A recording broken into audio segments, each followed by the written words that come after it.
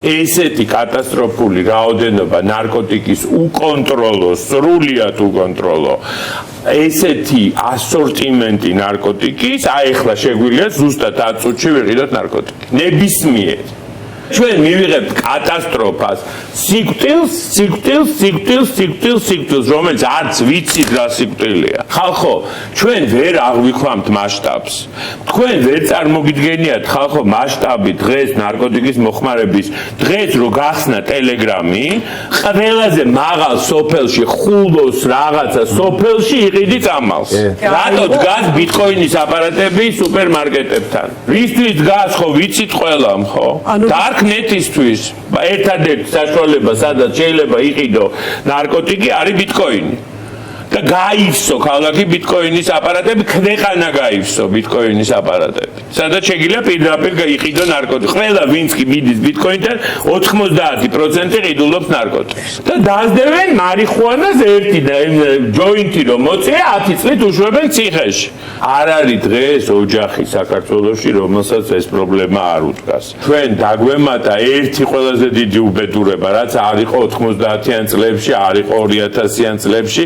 ეს არის მომხმარებელი, ეს არის სრულიად გაუთვითცნობიერებელი ახალგაზრდა ბავშვები 13-დან 30 წლამდე, რომელიც სრულიად დაუცველია დღეს, იმიტომ რომ ის მოიხმარს Darknet-ში გაყიდულ ნარკოტიკს, რომელიც არის აბსოლუტურად კუსტარული, შიგნით გარეული ოპიატი, რომელიც იწვევს ზედოზირებას და სიკვდილს.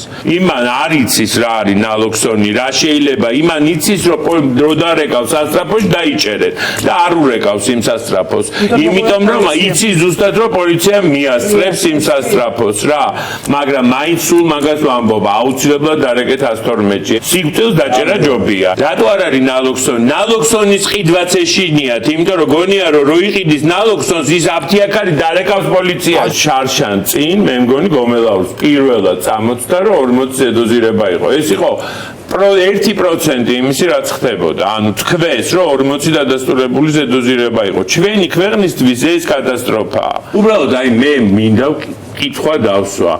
1885 გამსაღებელი დაიჭირეს. აი რამდენ ადამიანს მიესაჯა 20 წლიანი და უბადო პატიმრობა გასაღებაზე. ვითხრან ეს სტატისტიკა რატო არ გვეუბნებიან? იმიტომ რომ 90% საპროცესო გარიგებით გამოდის. მთელი ციხეები არის სავსე ნარკოტიკის მომხმარებლებით, გუში როცემეს პოლიციელები. აი ესეთი ხდება პროგრამებთან ყოველ დღე. ხთიან ტანსაცმელს ქუჩაში უმტრევენ კბილებს, ესე შვებოდენ გორში განსაკუთრებულად. შემიძლია ვთქვა რომ რამდენი პოლიციელი იყო მონაწილე ამაში. არ არსებობს დღეს ჩანაცვლები თერაპიის პროგრამის, სადაც არ დგას 1, 3, 4 ეკიპაჟი, რომელიც არ იჭერს მომხმარებელს, არ ურტყამს, არ ცემს და არ მიათრევენ იმაზე ტესტირებაზე. ეს ყოველ დღე ხდება პროგრამებთან, ყოველ დღე, მაგრამ ეს ხმას ვერ იღებს, იმიტომ რომ ეშინია, იმიტომ რომ საზოგადოება ვერასოდეს გენ ინსპექციაში ვერ ეკავენ, ეშინიათ რომ კოვიდის დროს რო გარაჟებში ხსნიდნენ, ხო?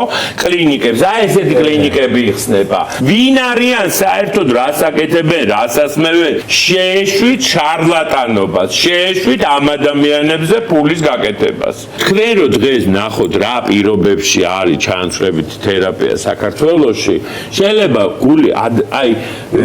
გული გაგისკდეს, რომ აი თავ მოყვარე ადამიანი იქ როგორ დადის ქუთაისი, ნუ რადგინა გინდა ქუთაისი, გინდა ფოთი აიღე, გინდა ზუგდიდი. ხალხო, აი ადამიანის დამამცირებელი, ყველაზე დამამცირებელ პირობებში ღებულობენ ეს ადამიანები ამ თერაპიას. დიაზეპამი ამპულირებული დღეს კლინიკებს არ აქვს უკვე 4 თვე.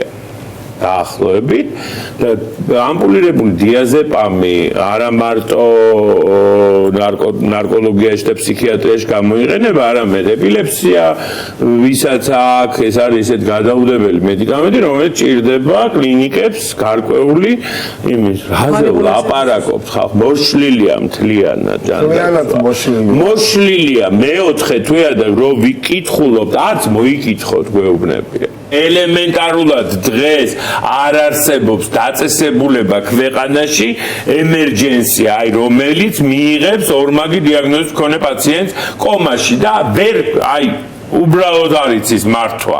პროტოკოლები არ არსებობს და ვიღაცა ადამიანები, დენიკინის დროინდელი ნარკოლოგები, რომელსაც დღეს ვაფშე არაფერი აღარ მოეკითხებათ, არის ასე ვიტყვი პირდაპირ კომისიაში ზიან და უსჯიან ხალხს სავალდებულო მკურნალობას. რა უსჯიან